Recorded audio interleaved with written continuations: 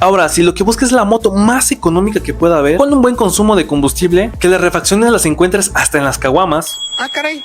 Eso sí me interesa. es la poderosísima FT150 de Itálica, o mejor conocida como la Grafito. Desventajas de esta moto es que te van a identificar como un alucín alterado, posiblemente como un asaltante o un dealer, y cualquier moto 200 o 250 va a salir huyendo de ti, no porque les vayas a ganar, sino porque van a pensar que le vas a robar la moto. Pero hay un truquito que te voy a enseñar para que no te pase esto o no piensen esto de ti, y es: no le pongas el escape chino a Capovic, ni tampoco le pongas stickers de todas mienten. Así es como se identifican este grupo selecto de personas. Ahora, que si quieres sobresalir puedes comprarte la Itálica FT150 GTS.